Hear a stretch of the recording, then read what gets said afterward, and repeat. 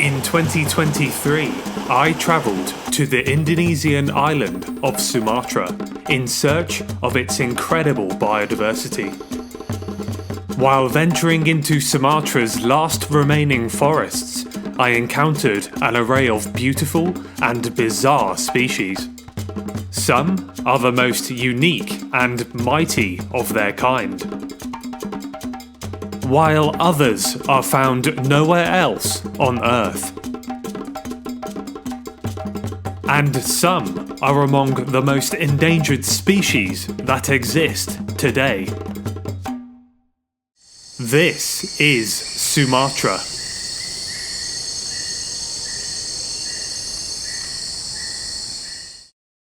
While staying in Bukit Lawang, I had the opportunity to go in search of Sumatra's largest land animal.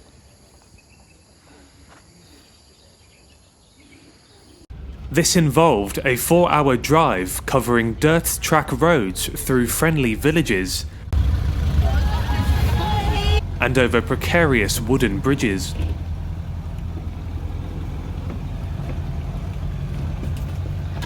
When driving away from protected areas, it seems the only standing trees are that of palm oil plantations.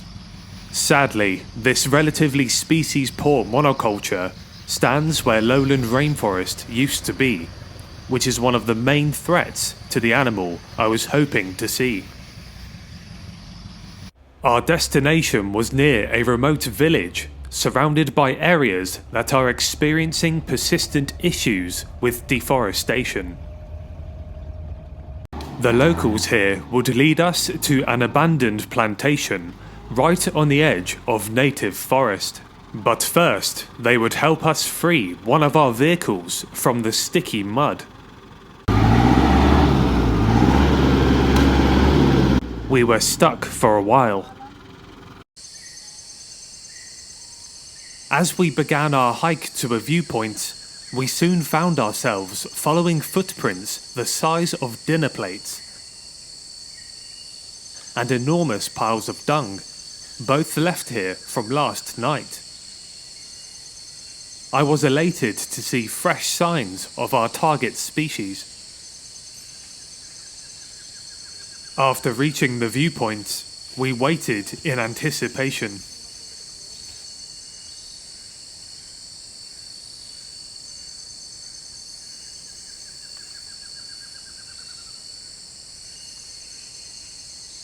Suddenly, I heard what I had come to see. Round grey masses began to breach from the greenery.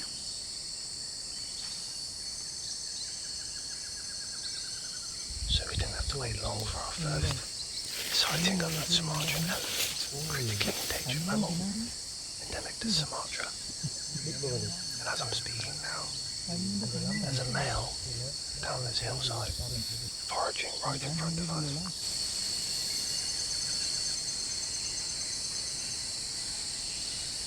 Elephants are attracted to this opening by the prospect of easy access to fresh vegetation. They will eat up to 150 kilograms of plant matter in a single day.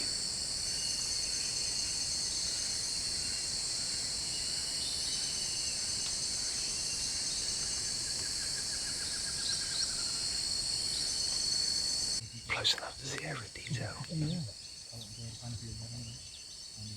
A real privilege to be in the company of such an endangered animal.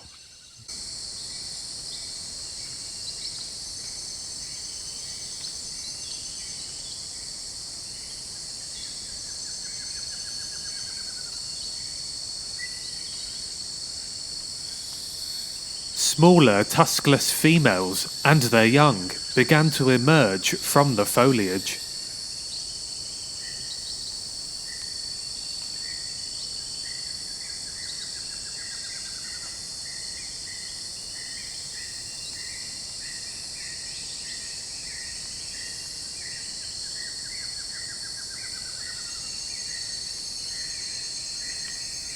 So few of these elephants left in the wild, knowing that the pressures the species faced with the local people and direct conflicts with farmers. As the elephants are pushed out of their natural habitats and forced into agricultural fields to feed. Many elephants are killed in this process.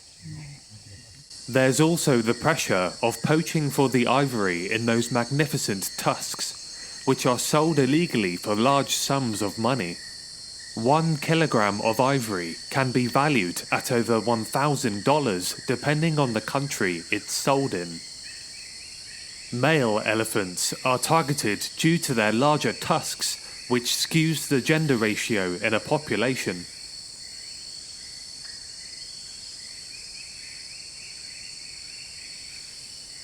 Lowland rainforest is the primary habitat of the Sumatran elephant, and an alarming 70% of it has disappeared in Sumatra, being replaced by agriculture and human development. This inevitably leads to conflict, as the elephants are pushed closer to man, resulting in these animals being poisoned and electrocuted by fences as farmers protect their crops. People lose their lives in this battle as well, as these huge creatures defend themselves. Conflict between human and elephant is reported every day in Sumatra. Due to the intelligence of elephants, killing an individual can make the rest of the herd hostile towards humans as a result of their mourning. An example of this occurred in the province of Riau, where elephants damaged a village after the villagers killed a pregnant member of the herd. It is estimated that less than 2,000 Sumatran elephants are left in the wild, and the population has declined by more than 60% from a previous estimate in the early 2000s. If this trend continues, Sumatran elephants could become extinct within my lifetime. A gut-wrenching thought. So to see one going about its business, as it naturally would do, it's a real special moment.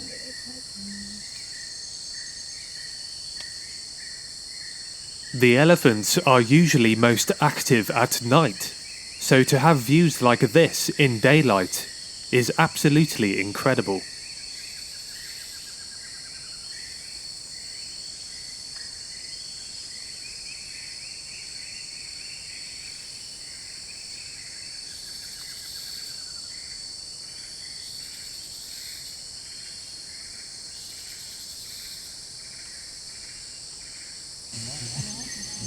Without the local guides behind me, this would have been impossible. Absolutely impossible.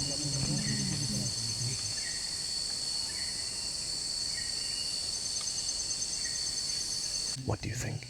It's very nice, amazing. How do you think? Incredible. My first elephant.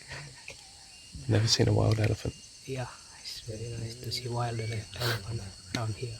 So thank you very much. You are very welcome. So normally, the wild elephant coming out from the national park to the private land is in the evening, like 4 or 5 o'clock, because normally in the midday they just stay in the jungle, take a swim, take rest, and then in the evening they are coming out to looking for the food. Yeah. So you saw this tiger in 2022? Yes. And what, is it a male? Female? This one? Yeah. It's male. Male. And how close to where we are now?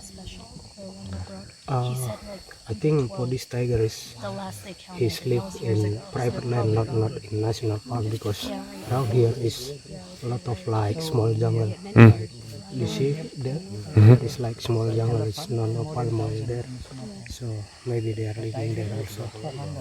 Wow. It's probably one of the few places in Sumatra where you still have tigers and elephants Yes. living together. Yes, tiger, elephant, orangutan. Orangutan.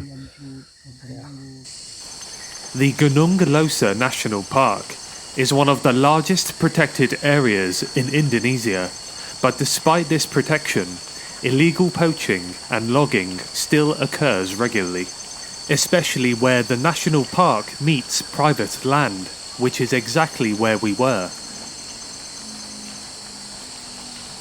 Several months after returning to the UK, I was devastated to hear the news that one of the female elephants from this exact herd had been killed by poisoning.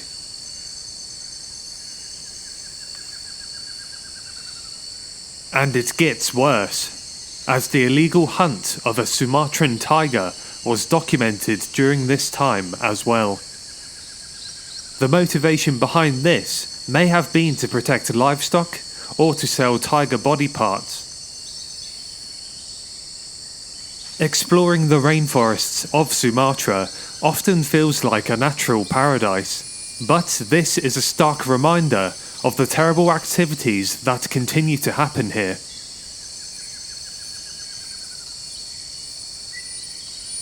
To combat deforestation and poaching, the Sumatra Ecoproject has teamed up with the locals here.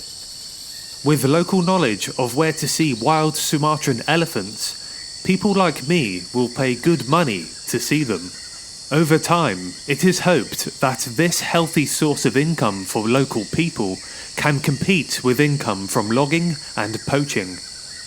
This economic model has been successful in other parts of Indonesia and the world. It provides an opportunity for local people with low income to place more value on the protection of endangered species and a healthy ecosystem. I hope that Sumatran elephants benefit from this, but their future still remains uncertain.